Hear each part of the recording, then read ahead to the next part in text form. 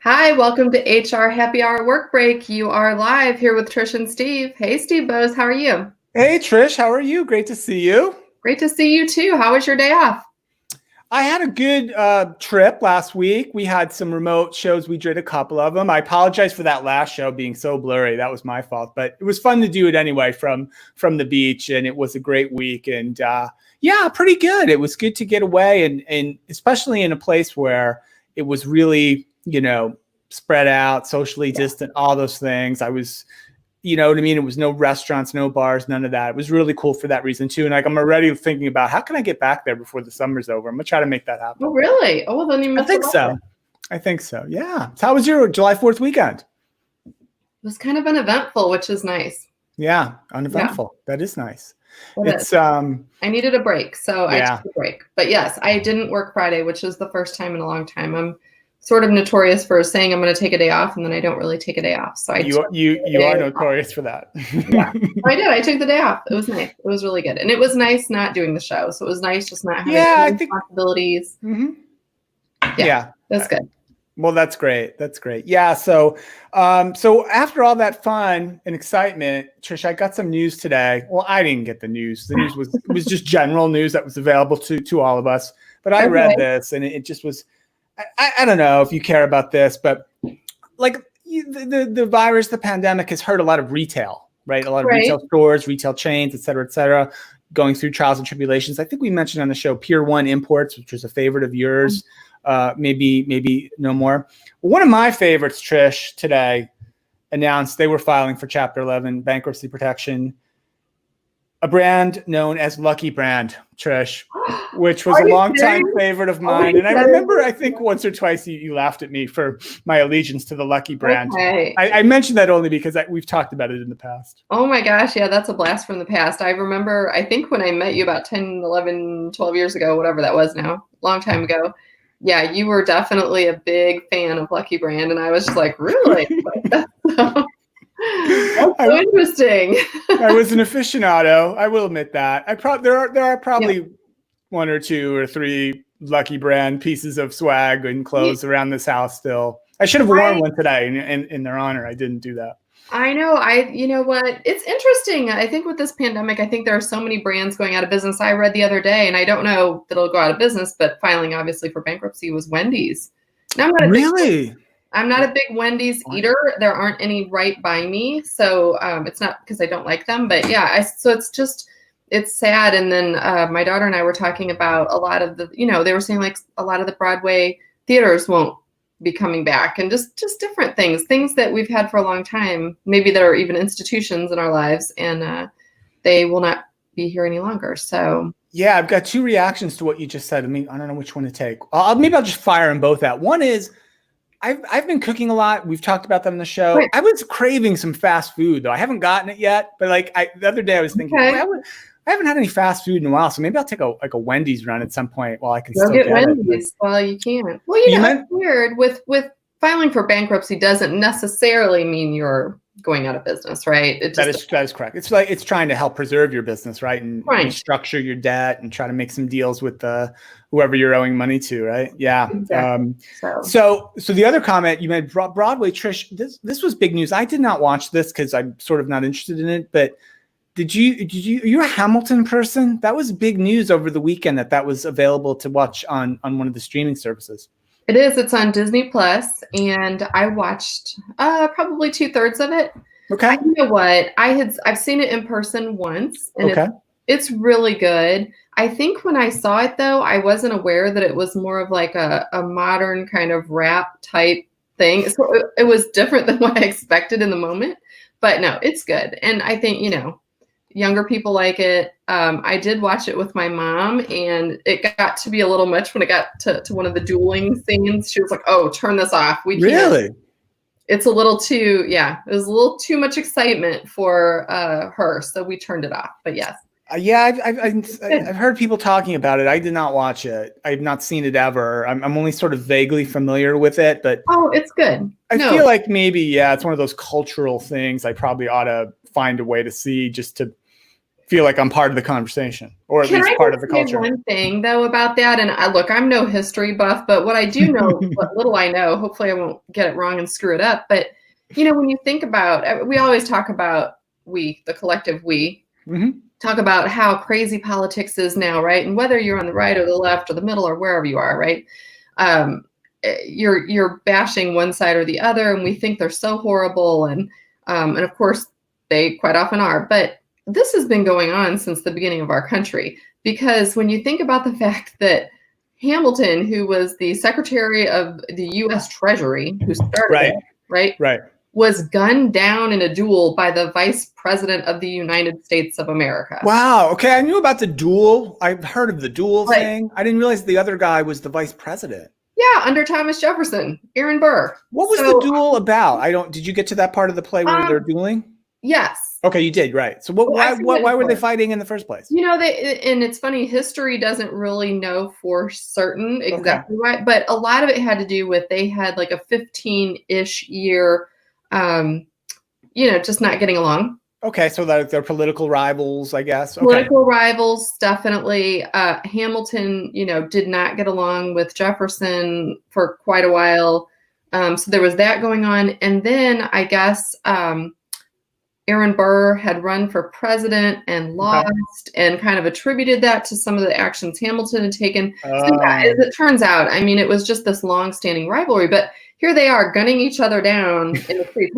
If you were to think of, Mike Pence out there right now gunning people down that he didn't get along with. Yeah, that would raise an eyebrow. Yeah. So maybe, I get that it's bad. I'm not even going to comment on that, but are we that bad? We're not that bad. Yeah. But I think you're bad. making a really good point that these kinds of factions and the parties really not getting along, and our side, your side thing, we like to think, I think we only think it's worse now just because there's more media now, and there's Twitter, and there's the cable news that's on all the time.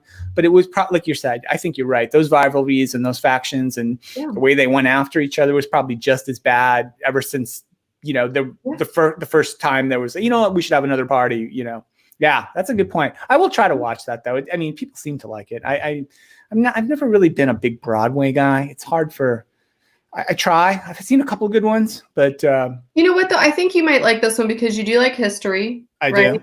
Although I was very ignorant about this duel, but yes, you're right. I do generally like history. No, I think from a historical standpoint, it's interesting, and the music is more modern. So that.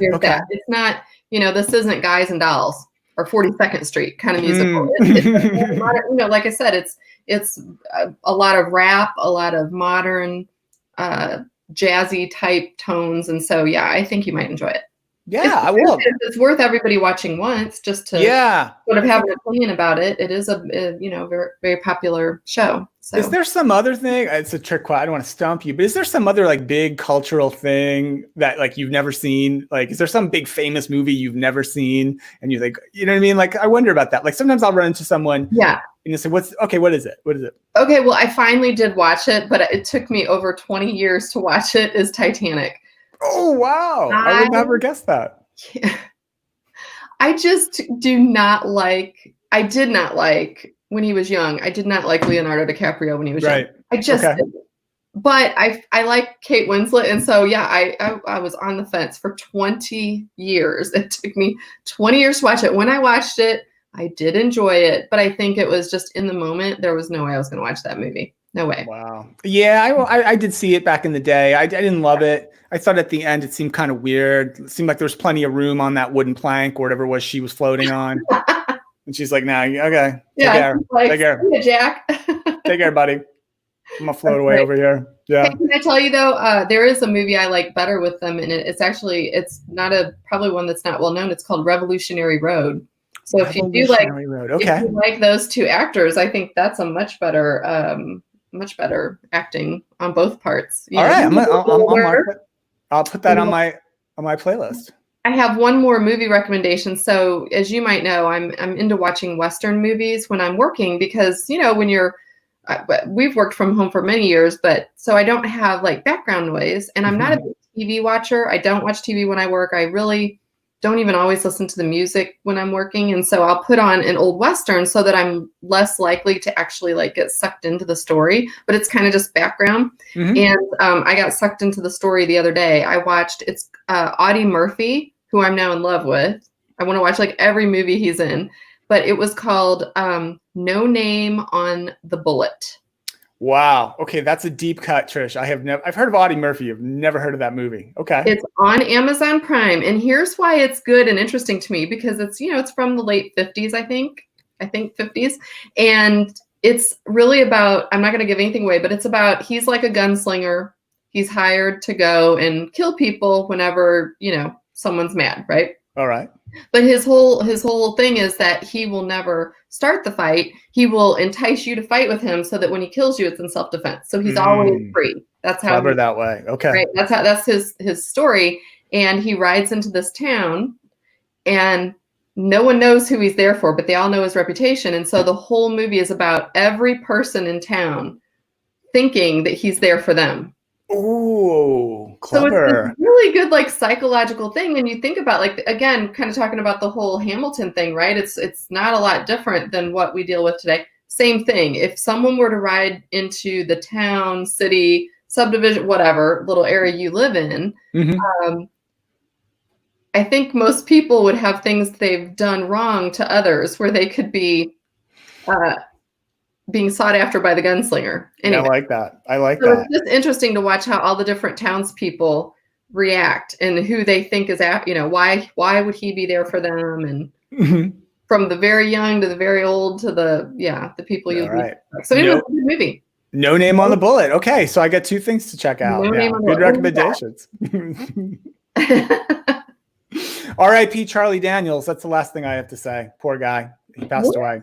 Yes. Did you not? I know you're busy. You're working hard. I got a push alert earlier today. No. Yes. Country music legend sadly passed away. I don't know what actually the cause of death was, but I just saw that happen. Oh my goodness. No, I do like him. One of the iconic songs of the last 50 years, right? Yeah, Down to Georgia. Literally, that's one of those songs that literally everybody knows. Everybody knows that I song. just mentioned it in a conversation the other day to my daughter.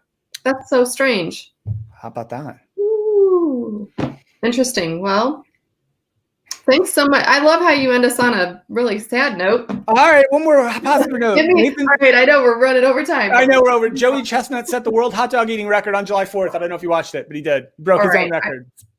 I didn't see the men's, but I did watch the women's. What's the woman's name? Mickey? Oh, Mickey Sudo. Yes, I believe she broke the record for females. She ate 47. Oh, they might have said 48. It was like she didn't hear them call time because of all the COVID restrictions. But anyway, even if it was 47, whatever, to see her put away 47 hot dogs in 10 minutes. She's a tiny little person. It was absolutely disgusting. It was revolting. I just couldn't even hardly watch. And then you bailed out and you didn't watch Joey. Joey was like a half hour later. Okay, I get it. Well, so that's positive news.